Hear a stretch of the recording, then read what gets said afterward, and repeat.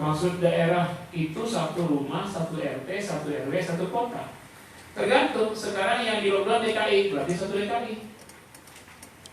Yang di PSBB, pembatasan sosial berskala besar. Kalau misalnya satu kecamatan, ya itu yang di lockdown. Sekarang kita termasuk zona merah. Kita termasuk zona merahnya. Assalamualaikum, boleh nggak kalau kita berdoa, ya Rabb, jangan kau ambil nyawa kami sebelum amal kami cukup untuk menghadapmu. Hatikanlah kami dalam keadaan husnul khotimah. Janganlah pertemuan kami dengan hari kiamat. Apakah itu menentang takdir? Tidak. Kalau mintanya kepada Allah boleh, ya Allah jangan matikan aku sebelum, ya Allah jangan matikan aku dalam husnul khotimah. Itu boleh. Mintanya kepada Allah, ya Allah, ya Allah. Tidak menentang takdir. Ustaz, kalau kita zakat langsung kepada yang bunuh, yang butuh, tidak lewat amil, boleh nggak? Boleh, kalau kita tahu memang si penerima itu ternyata jelas pada dirinya bahwa dia berhak menerima zakat. Tapi kalau kita nggak tahu, kita butuh panitia zakat atau amil yang menilai. Tapi kalau kita tahu menilai, wah memang ini butuh ini, dia dikorban PHK, keluarganya susah, makan sehari aja tidak bisa, maka kepadanya kita memberikan zakat mal atau zakat fitrah. Silakan. Ustaz, apakah Abu Hurairah menyukai kucing? Iya, Abu Hurairah sangat sayang sama kucing. Cuma sekarang jangan dulu kalian pegang kucing, karena ada informasi virus corona bisa kena harimau di Guangzhou. Sekarang kucing yang masuk, tapi hebat pula ya kucing di pesawat ini tahu kalau lockdown, nggak pernah keluar ya. Kucing belang yang hitam kuning, kucing hitam putih, kucing yang hitam Joko ya? Bambang gitu. Gak keluar, cuman masalahnya ada kucing dari luar datang. Siang datang, pulang dia malam. Kucingnya dari luar, tapi kucing yang di pondok jelas-jelas tuh di belakang saja. Tuh, enggak keluar dia. Si Joko itu enggak keluar dia. Ya, baik dia ya siang, malam, pagi, sore di sini aja dia selama karantina ini. Ngerti juga ini kucing. Tapi kucing dari luar ada yang masuk sini, tapi tiap malam dia balik lagi. Ada tuh kucing yang gede banget tuh, rambut ini. Yang jangan tuh, kayaknya itu rajanya tuh. Kalau dia datang pada hari main-main. Kalau ada yang menyebut nama Allah, lalu yang ada di pikiran kita malah sosok makhluk itu tanpa siapa berdosa. Jangan. Kalau kalian menyebut Allah terbayang sama makhluk, malah istighfar. Dosa ini. Jangan menyamakan Allah dengan satu pun.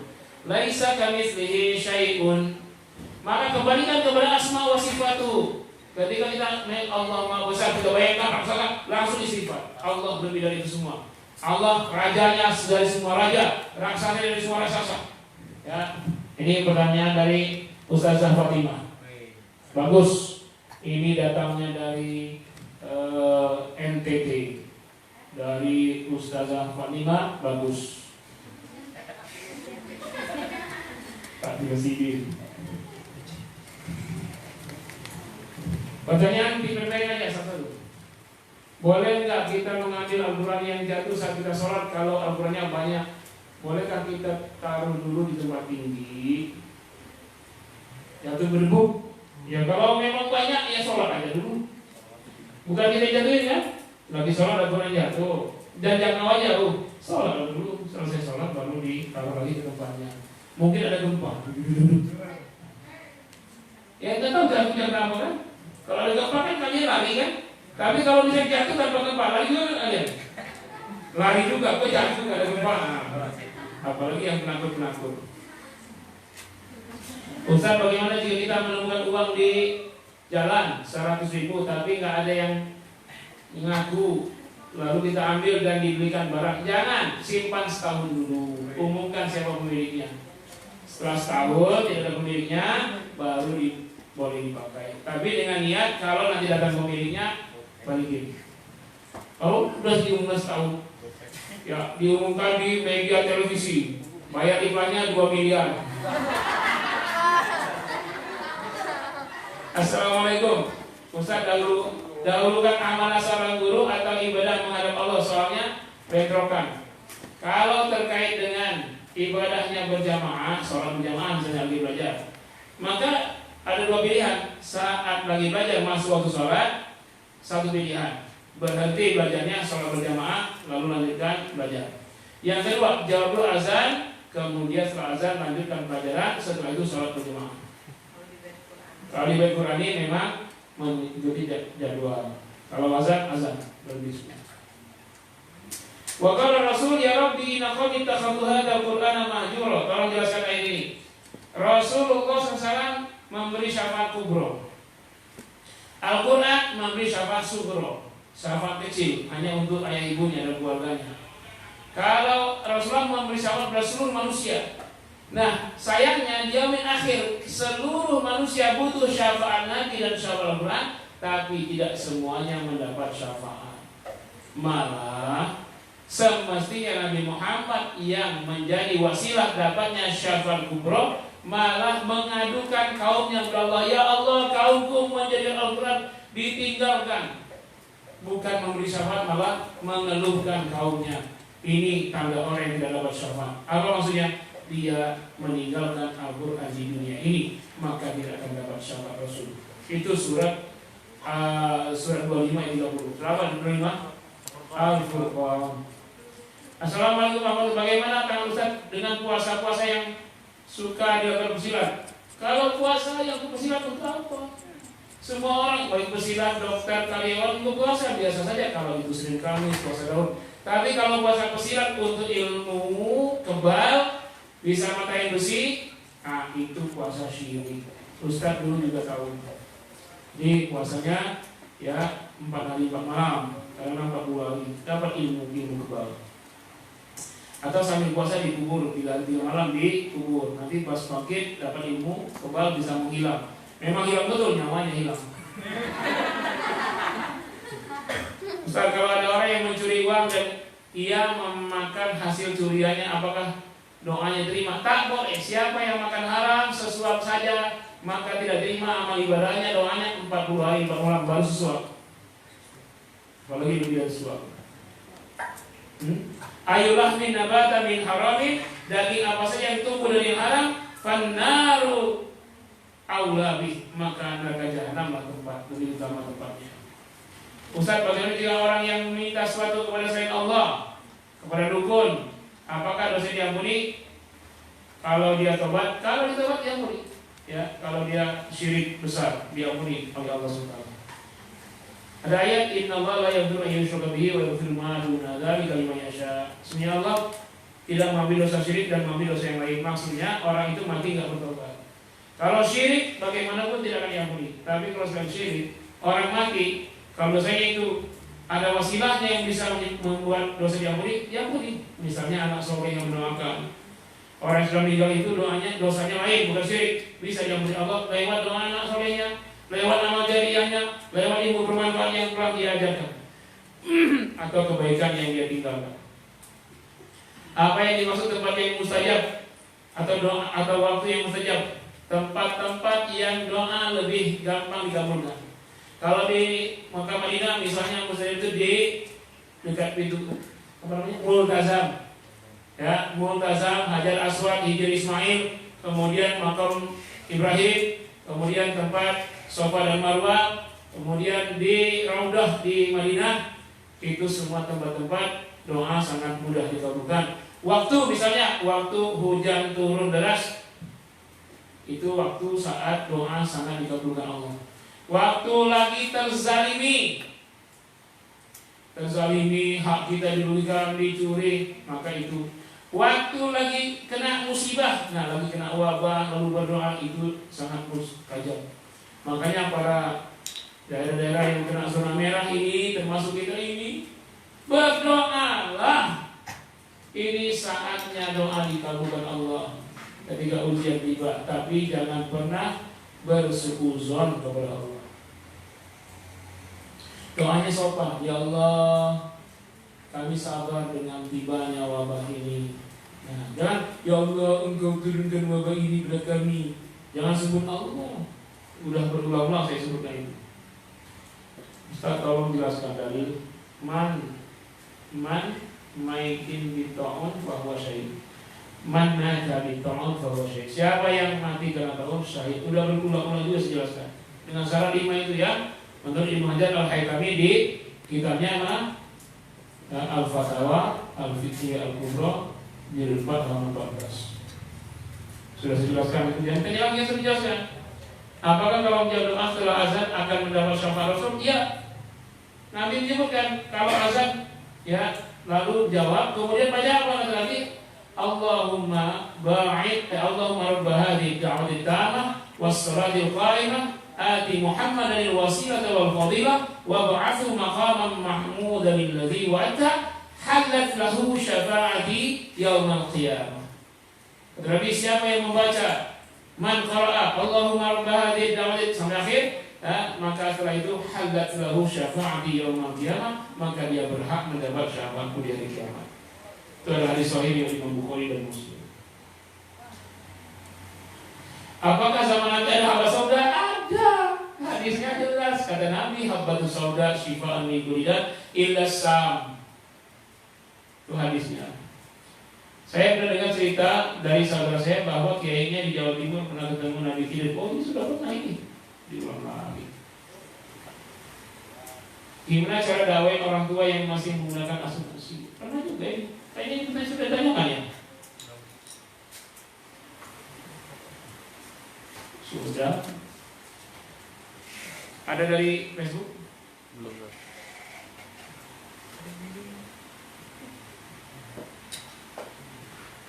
Saya tanya, apakah anak kecil yang penyakit paru-paru lalu dia terkena corona, apakah dia sakit corona? Enggak tahu, saya itu dokter. Tapi memang siapa yang punya penyakit bawaan berpotensi untuk kena. Kalian nggak tahu kan potensi penyakitnya, maka itu hati-hati dengan corona. Ya, tolong jaga betul aturan-aturannya, mana boleh mana tidaknya. Sentuhan tangan nggak boleh. Ya, jaga jarak. Pakai masker selalu. Jangan itu mata, hidung, mulut sebelum cuci tangan pakai sabun. Makanya Ustaz ini kalau lagi ceramah, ini mata ini pedih nih, kalau kita ini sedang pedih nih, tapi nggak berani disentuh. Bukan nyedih-nyedih kalian, pedih, nggak bisa dipegang, ya pedih aja. Ya. Dari ibunya Sasa. Ibunya Sasa, Mbak Eti. Ya. Mau tanya Ustaz, bila seseorang merasa dizolimi, apakah boleh mendoakan yang tidak baik untuk orang yang menzoliminya? Tidak boleh. Kalau kita dizolimi orang, jangan mendoakan yang tidak baik baginya. Tapi kalau agama ini yang dizolimi, baru. Jelas bedanya? Kalau masih diri kita pribadi yang dizolimi, kita doakan, ya Allah, bukakan hatinya agar tidak menzolimiku dan bertobat padamu. Tapi kalau agama ini yang dia betul-betul bakar masjid misalnya, nah kita berbela. Ya. Ya. Dari ibunya Haura dan Mazaya. Ibunya Haura Mazaya, pelanggaran. Di luar banyak santri yang ketika liburan masih senang main game. Ada yang masih suka K-pop, ada atau nonton drakor.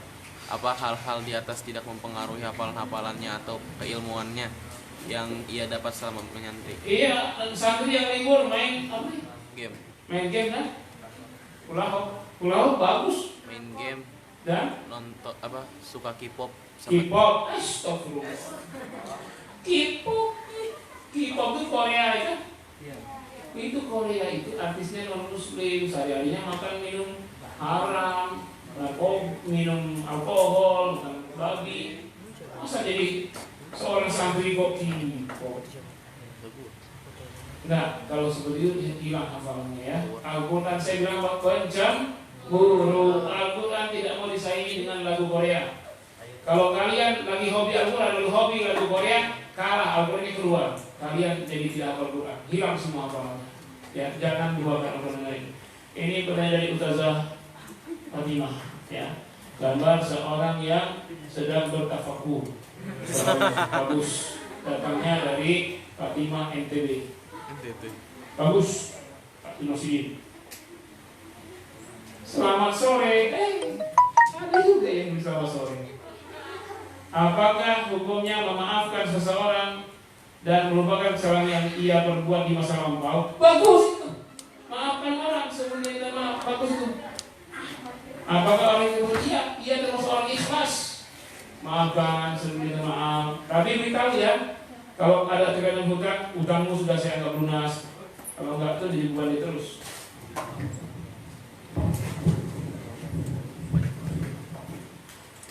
Assalamualaikum Ustaz.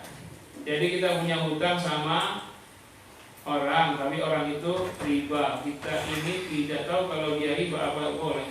Ya kalau kita hutang dan memang tidak ada riba dengan dia, nggak masalah. Kalau hutang kita dia ribain, baru kita tolak. Dia akan juga nggak ada, tiba-tiba dia minta lebih. Ya. Mengundi nasib kan tidak boleh. Kalau nentuin jawaban ujian dengan hitung kancing, gimana? Lalu ujiannya bagus bagaimana? Ya itu jangan jadikan andalan. Ya kalau tidak tahu karena ABCD ya sudah. Kalau kenapa mengundi nasib di dalam Al-Quran disatukan dengan penyembah berhala? Karena penyembah berhala menggantungkan nasib pada berhalanya. Kemudian judi, innamal khamru, khamar, orang yang minum khamar menggantungkan nasib kepada khamarnya, mabuk-mabuk. Orang yang menyembah berhala menggantungkan nasib kepada berhalanya. Orang yang berjudi menggantungkan nasib dengan permainan judinya. Orang yang itu terakhir wal azlam, itu juga menggantungkan nasib kepada selain Allah. Jadi antara orang itu karena menggantungkan nasibnya kepada selain Allah itu. Kita harus menggantungkan nasib kepada Allah saja. Sudah langsunglah jawab atau tidak jawab sama sekali. Nggak usah pakai kancing juga nggak apa-apa. Ya Allah terserah engkau. Langsung ya, ting, rupanya di C, ya C. Nggak tahu jawaban lagi. Atau tidak diisi nggak apa-apa. Sahabat Rasulullah berselawat kepada sahabat Rasulullah, tak boleh lah. Selawat kepada Rasul. Bagaimana salawat kepada sahabat Rasul? Nggak ada redaksinya, yang ada redaksi kepada Rasul. Kalau kita sikat gigi dengan menggunakan odol, di dalam terdapat kandungan siwak. Apakah kita mendapat pahala seperti bersiwak? Iya, sikat giginya itu berpahala, baik dengan odol maupun dengan siwak. Berpahala. Niatkan karena Allah, bersihkan mulut. Membersihkan mulut itu ibadah. Ya, walaupun disebutkan dalam Nabi, laula an asyqa ala ummati lamatuhum bisiwak. Kalau memberatkan bagi umatku, kuperintahkan mereka bersiwak. Kalimat bersiwak itu hanya menggosok gigi. Ya kan? Ada nggak siwak dengan yang siwak adalah membersihkan ketiak? Ada nggak? Karena itu membersihkan gigi walaupun dengan odol itu termasuk sunnah. Ada seorang ayah yang mencari nafkah untuk keluarganya pada masa wabah ini karena untuk makan saja susah. Sang ayah bekerja di luar daerah tempat tinggalnya, Jakarta Bekasi. Lalu tempat tinggal sang ayah di lockdown dan sang ayah tetap berada di daerah tempat kerjanya. Apa boleh Ustaz? Ya soal boleh tidaknya kan masing-masing. Misalnya DKI Bekasi kan Jawa Barat tuh. Enggak seragam ya, DKI sudah duluan, PSBB baru Jawa Barat. Jawa Barat baru mulai hari ini. DKI sudah 7 hari. Ya soal bolehnya itu kan aturan pemerintah. Karena sama-sama daerah wabah. Maka sekarang yang sudah kerja saja di rumah, apalagi yang menerima, maka sebaiknya ikutin saja, tidak usah keluar. Cuman nanti program pemerintah wakil rakyat itu mestinya menyambung lidah rakyat mana untuk orang-orang yang kerja lalu mereka di rumah, ada nggak santunannya? Itu dituntut itu, ya, dituntut selama mereka tidak bisa keluar cari nafkah. Apakah boleh kita bertawasul kepada Nabi Muhammad? Apa keutamaannya? Tawasul itu pada umumnya nggak boleh bertawasul kepada makhluk, kecuali beberapa yang diperbolehkan. Satu, bertawasul, ya, apa tawasul itu? Menjadikan wasilah penyambung antara manusia kepada Allah. Maka yang boleh menjadi tawasul yang pertama amal soleh kita. Nanti itu ada hadisnya tuh, 3 orang yang tertutup gua, kemudian dia bertawasul dengan amal soleh yang pernah dia lakukan agar pintu gua terbuka. Itu nanti ada hadisnya panjang. Pintu gua ya, bukan pintu lu. Ada tawasul dengan amal soleh. Yang kedua, tawasul dengan Al-Quran. Boleh nggak? Boleh, dengan keyakinan Al-Quran bukan makhluk. Al-Quran kalam Allah. Makanya kalau bertawasul dengan Al-Quran bukan tawasul dengan makhluk. Ya Allah, melalui surah Al-Fatihah saya mohon. Nah, itu tawasulnya. Berwasilah lewat Al-Quran Karim saya mohon. Berwasilah dengan Al-Quran surah Al-Baqarah 2 juz setengah saya mohon air ini jadi obat. Boleh juga baca 2 juz setengah ya. Tapi repot. Nah itu boleh. Tapi kalau tawasul kepada makhluk nggak boleh. Ya Allah, lewat makam kiai keramat ini maka kabulkan, nggak boleh. Lewat perantara makam nggak boleh. Termasuk maaf tawasul kepada Nabi Muhammad juga tidak boleh. Karena Nabi Muhammad bagaimanapun beliau makhluk. Jadi yang boleh tawasul berapa? Al-Quran. Yang kedua, amal soleh kita. Yang ketiga, doa kita itu pun tawasul. Doa itu tawasul. Tawasul itu jembatan yang menghubungkan hamba dengan Allah. Nah itu tawasul. Doa itu tawasul. Ini doa kita semua. Menyambung antara kita dengan Allah, yaitu doa. Zikir, baca Al-Quran. Baca Al-Quran, zikir, doa itu tawasul. Maka kita lewat tawasul doa ini, wasilah doa ini, kita mohon ya Allah sehat kami selalu jauhkan dari corona, ya kuatkan kami menghadapi krisis. Kan sekarang ini sedang mulai. Dan ngerinya, menurut para ahli ekonomi, krisis ini bisa setahun, bisa lebih setahun lamanya. Krisis ini akan baru dimulai. Maka pesantren harus mengambil langkah, harus mandiri. Mari kita mulai bisnis. Tapi sambil menjaga juga, nanti kalau bisnis kena virus juga kalau nggak hati-hati. Tetap pakai masker, jaga jarak, cuci tangan pakai sabun lebih sering-sering, banyak minum air putih. Ishrabu mi'akum, minum. Per 10 menit minum, per 10 menit minum. Tolong itu yang kerja diingatkan. Lanjut, suruh minum. Suruh minum yang kerja. Per 10 menit minum.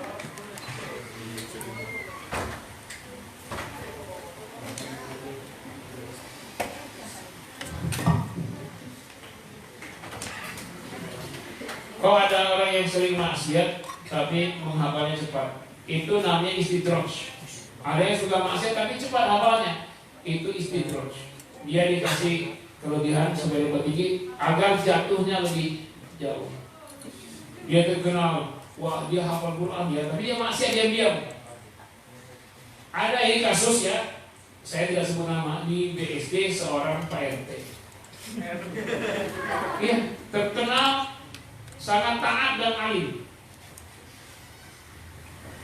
Tiba-tiba dia kesurupan. Semua orang kan lagi hormat bersama dia. Aduh, saya nggak enak juga ceritanya ini. Pas dia kesurupan nyebut-nyebut maksiat, nyebut-nyebut ini laki-laki ini perempuan tuh. Ternyata diam-diam dia sering berbohong, dipermalukan Allah di depan orang banyak saat dia kesurupan, dia nggak tahu. Hati ya, jangan kelihatan berwibawa padahal bermaksiat. Ya. Dari Umi Nasya. Umi Nasya. Ustaz, perusahaan manufaktur tidak bisa work from home. Jadi maghrib di perjalanan mau mampir masjid khawatir menyebaran virus. Jadi mau sholat di rumah saja, ternyata sampai rumah waktunya sudah habis. Apakah termasuk melalaikan? Apakah termasuk melalaikan ketika ada kendara dari kantor ke rumah maghribnya lewat? Karena di masjid nggak ada sholat juga. Tapi dalam masa PSBB ini jalan nggak macet. Ya sebenarnya nggak ada kendala. Kenapa pulangnya kelamaan? Kan ada bisa lihat berapa menit. Dengan kondisi sekarang yang tidak macet, bisa itu tidak rumah. Jadi kalau misalnya ada unsur memang maghribnya jam 6 misalnya, dia pulang jam 6, Padahal dari rumahnya dari kantor ke rumah itu sejam, maka itu lalai. Tapi kalau dia udah perhitungan jam 5 udah pulang, jam 6 diharapkan sampai di rumah, tahu-tahu karena kendala tertentu ternyata jam 6:30 baru dia terpaksa sholat maghrib 6:30, maka itu tidak lalai. Kalau hal-hal yang tidak disengaja. Kalau perhitungannya setepat tapi di jalan dapat kendala, insya Allah tidak lalai. Misalnya kita bisnis dengan menggunakan hutang bank, riba. Nah kita sadar ketika berbisnis, lalu kita membayar sesuai syariat, lalu bank tidak menerima bila tidak riba. Apa boleh kita tidak membayarnya? Iya, kita tuntut bank itu, kami hanya bayar pokoknya saja. Kalau tidak bisa berat karyawannya, naik beratasannya, minta supaya bunganya nggak ditagih. Karena waktu kita pinjam, kita tidak tahu. Sebut aja dalilnya Al-Quran. Kamu muslim nggak? Ini dalilnya Al-Quran. Saya baru tahu juga. Ya, tidak boleh mengambil ribanya. Pokoknya saja bayar. Salatul rajuli bukan rajulah fi jama'atin tazilu ala salatihi. Ya belum jelas ini ujungnya. Tazilu ala salatihi apa? Sudah lengkap hadisnya. Istri dan suami telah bercerai. Siapa di antara mereka yang memiliki hak program atas anak-anak yang ditinggalkan, itu nanti pengadilan yang menentukan. Siapa yang paling bertanggung jawab terhadap anaknya. Kalau dia membutuhkan susu ibunya dan perawatan, maka ibu. Tapi jangan didoakan cerai. Ya, cerai itu membuat syaitan bangga. Ya, iblis. Itu surat Al-Baqarah ayat apa itu? Fatabau matatul syayatin ala mulki Sulaiman. 102 ya. Nah, syaitan itu maifariqu bainal mar'i wa zawjihi. Ya, iblis itu, sihir itu ingin memisahkan seorang dengan istrinya. Jadi siapa yang cerai suami istri telah membahagiakan iblis. Ya, supaya kita tidak membahagiakan iblis, membahagiakannya, jangan ada cerai. Semua ada solusinya. Selesaikan dengan baik-baik apapun masalahnya. Apalagi sekarang krisis, istri menuntut, maka tahu dirilah. Memang suaminya tidak keluar-keluar, ya dari mana lagi? Orang tidak kerja, ya sama-sama lapar. Waktu kerja kan senang, waktu senang sama-sama. Sekarang susah, ya sama-sama. Jangan menuntut berlebih dari kapasitas dan kemampuan sang suami. Ada lagi?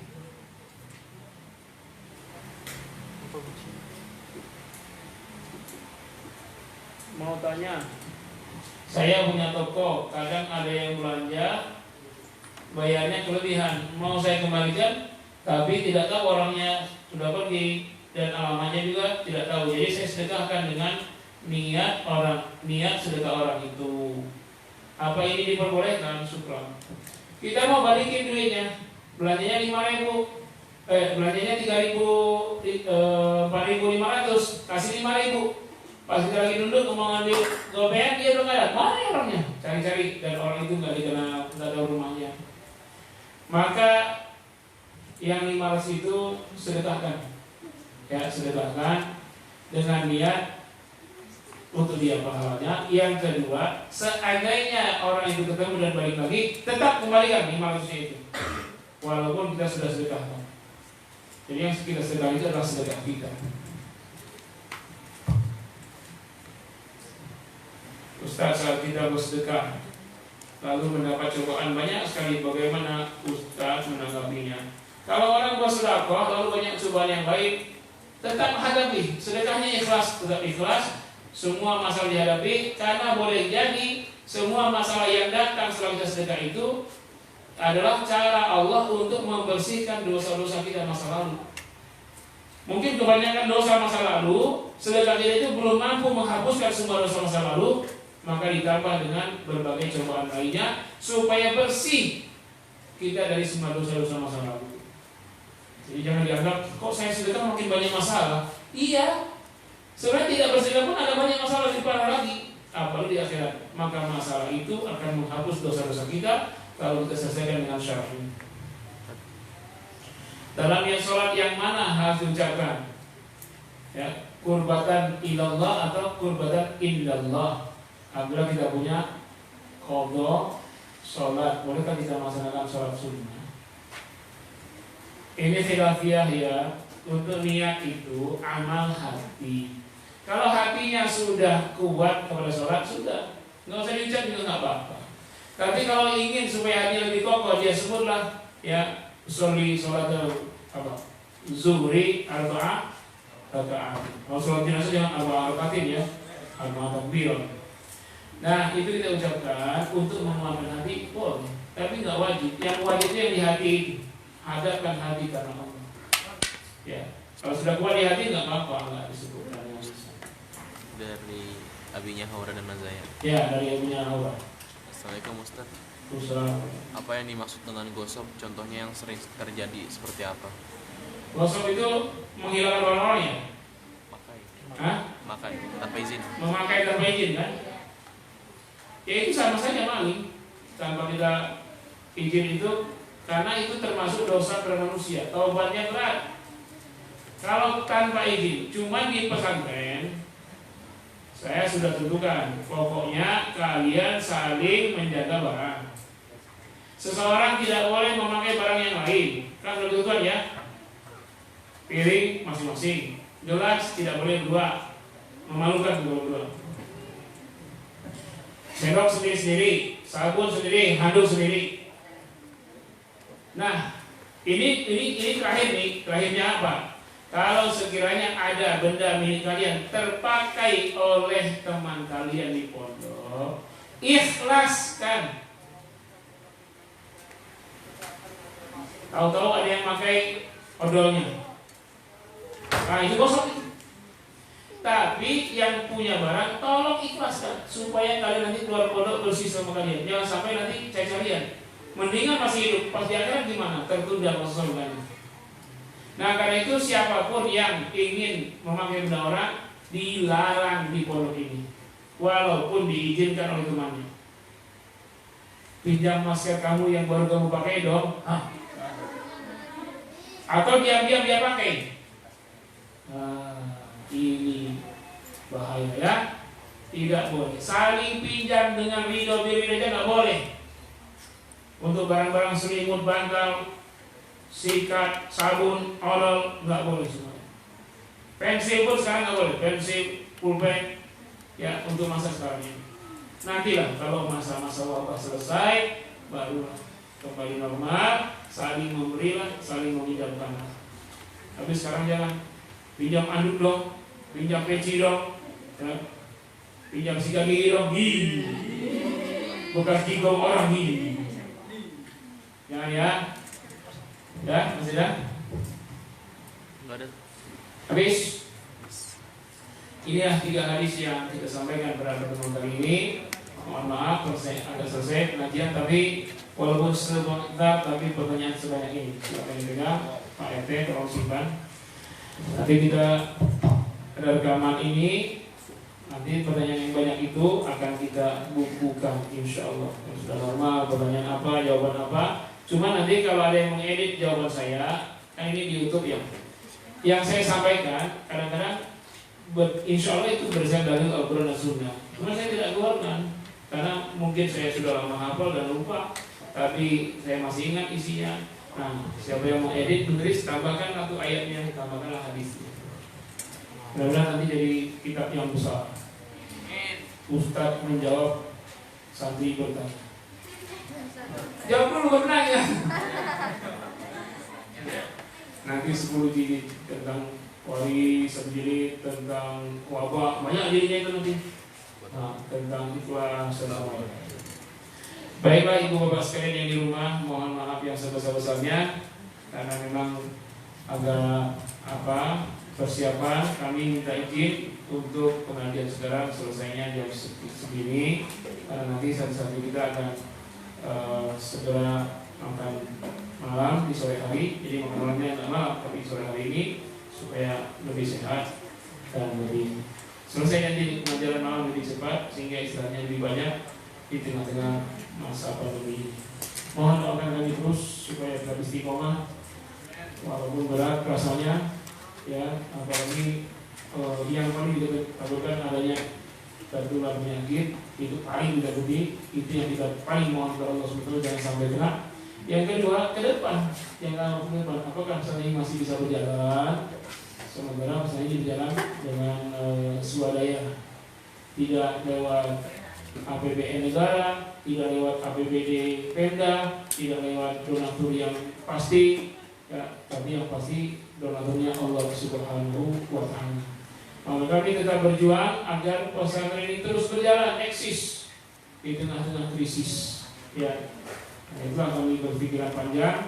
Insyaallah ke depan kita buka bisnis pondok dan beberapa ibu boleh berlangganan terutama sembako. Belajar di pondok sekaligus beramal. 50% keuntungan bersih dari bisnis baik Quraimah dan Imam akan dipergunakan untuk penyelenggaraan operasional pondok pesantren Tahfiz Quran.